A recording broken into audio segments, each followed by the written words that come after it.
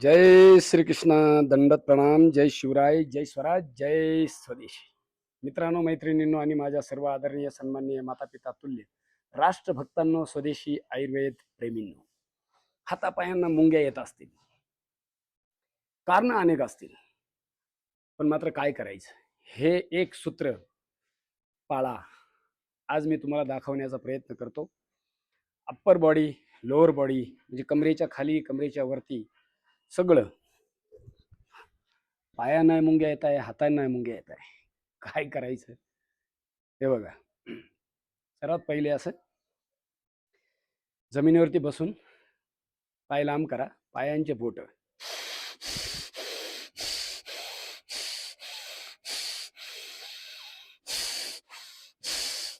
त्यानंतर पंजे,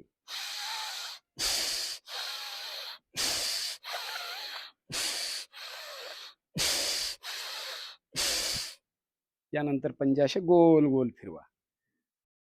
श्वासाच्या बरोबर करायचं आणि बलपूर्वक करायचं, शक्ती लावून करायचं.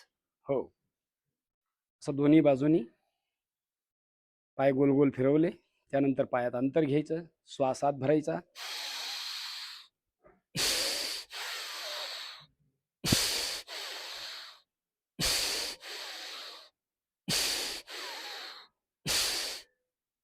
प्रत्येक अभ्यास निदान 10 वेळा तरी.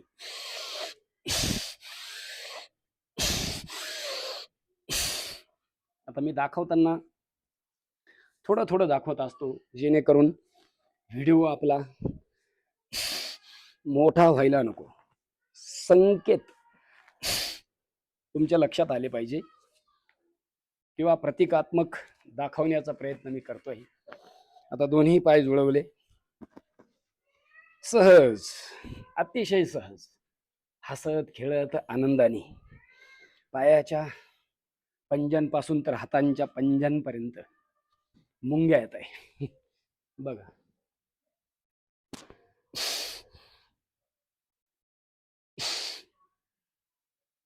सोपं सोपं आहे ना सगळं, बरोबर. आता पुढचा अभ्यास.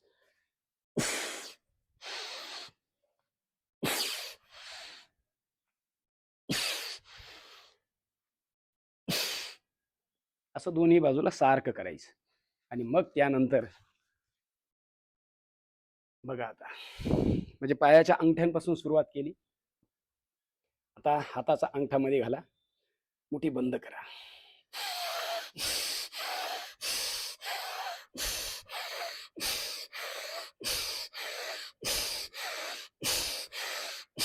बलपूर्वक करा, ताकद लावून करा, बरोबर.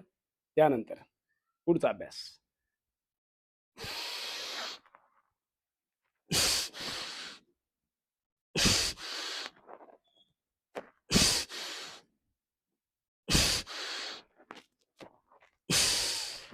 त्यानंतर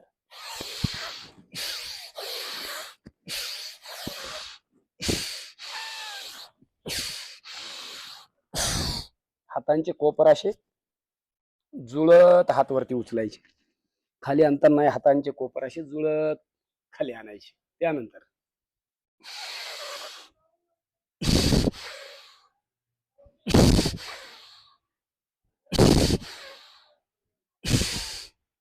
बरोबर.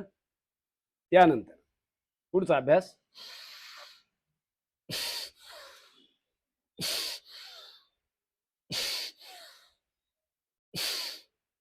त्यानंतर पुन्हा अंगठा आत घालायचा,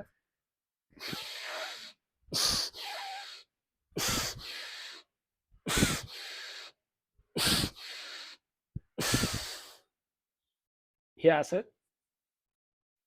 जसं शक्य होईल तसं करण्याचा प्रयत्न करायचा. युवांमध्ये हातांच्या मुंग्या येण्याचे कारण आजकाल मोबाईल आहे, हो, किंवा लिखाण काम आहे, पेपर वर्क आहे. अभ्यास करताना मानसारखी खाली असते, किंवा लिखाण करतानाही मानसारखी खाली असते. अनेक कारण आहे ना. किंवा जे वयोवृद्ध आहे त्यांना वयानुसार शरीरामध्ये होणारे बदल किंवा रक्ताचा संचार नीटनेटका न होणे आणि सगळ्यात मोठं एक कारण जे आहे, शरीरामध्ये रक्त अल्पता म्हणजे रक्त कमी पडतं. मल्टीव्हिटॅमिनची कमी असते. मल्टीव्हिटॅमिनमध्ये हे सर्वात जास्त महत्त्वाचं जे तत्व आहे ते म्हणजे व्हिटॅमिन B12 आणि व्हिटॅमिन डी. मग डीचा सगळा परिवार, बीचा सगळा परिवार शरीरामध्ये नसल्यासारखा झालेला असतो. स्नायू कमजोर झालेले असतात. स्नायूंचं पोषण होत नाही, हाडांचं पोषण होत नाही, शरीरातल्या रक्तसंचाराचं नीटनेटकं सर्क्युलेशन होत नाही. आणि मग अशा वेळेस हातापायांना मुंग्या येत असतात. तर मग आपण काय केलं पाहिजे? शरीराला थोडंसं संचालित केलं पाहिजे ना, सक्रिय केलं पाहिजे ना. आणि जर शरीराला नीटनेटकं सक्रिय जर ठेवलं तर आपले स्नायू हे व्यवस्थित लवचिक होत असतात आणि सांधे सुद्धा लवचिक होत असतात. रक्ताचा संचार नीटनेटका होत असतो आणि सगळ्यात महत्त्वाचं, शरीरामध्ये रक्तसंचार जर नीटनेटका जर झाला तर मात्र कधीही हातापायांना मुंग्या येत नाही. हा खूप असाध्य व्याधी हे सर्वायकल स्पॉन्डिलोसिस आहे किंवा मज्जातंतू मज्जारज्जू पुढे दाबल्या गेले आहे किंवा पॅरास्पायनल ज्या मसल आहे आपल्या त्या कमजोर झाल्या आहे. मज्जातंतू मज्जारज्जू कुठंतरी दाबल्या गेल्यामुळेही हातापायांना मुंग्या येऊ शकतात. कारण अनेक असतील, कारण कुठलेही असो, पण मात्र त्याचं निवारण सगळ्यात महत्त्वाचं आहे. तर हे निवारण मी तुम्हाला दिलं. दररोज फक्त 10 मिनिट द्या, अशी एक तुम्हा सर्वांना मी भीक मागतो वेळेची. 10 मिनिटं द्या. 5 मिनिटं लोअर बॉडी कमरेच्या खाली आणि 5 मिनिटं कमरेच्या वरती. अहो इतका वेळ आपल्याकडे नाही.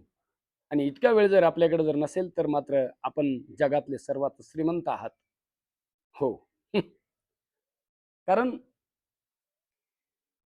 विश्वातले सर्वात व्यस्त लोक सुद्धा स्वतःसाठी वेळ देत असतात. हे ध्यानात घ्या. म्हणून माझी सर्वांना पुनश्च नम्र विनंती आहे का आपण सर्वांनी आपल्या स्वतःसाठी 5-10 मिनिट का होईना, कसे का होईना काढायचे. मग ते तुम्ही सकाळी काढा, दुपारी काढा, संध्याकाळी काढा. आणि हो, जर यदा कदाचित हा वेळ काढण्यासाठी तुमच्याकडे वेळच नाहीये तर एक फॉर्म्युला सांगतो आपल्या ऋषीमुनींचा. हळद, मेथी, सुंठ हे सर्व 100-100 ग्राम घ्या. हळद, मेथी, सुंठ, अश्वगंधा 4 पदार्थ झाले. हे सर्व 100-100 ग्राम घ्या आणि त्याच्यामध्ये नागर मोथ्याची पावडर टाका 50 ग्राम.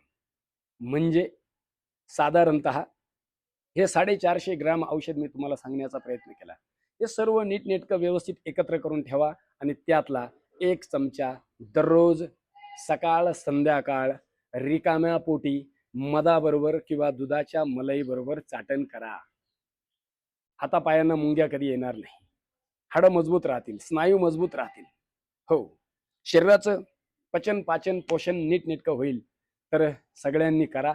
सगळे स्वस्थ राहा, मस्त राहा. आणि पुन्हा एक वेळा सांगतो, हे जर मी दररोज जे काही तुम्हाला सांगण्याचा प्रयत्न करतोय ते आवडलं तर त्याला लाईक करा, शेअर करा. आपल्या कुठल्याही परिजनाला, आपल्या कुठल्याही ओळखी पाळखीच्या व्यक्तीला जर समस्या आहे तर त्यांना ते शेअर करा. आणि सगळ्यांनी या आपल्या ऋषीमुनींचा योग विश्वातल्या अंतिम व्यक्तीपर्यंत पोहोचवण्यासाठी प्रयत्नरत राहा. जय हिंद, जय भारत, वंदे मातरम.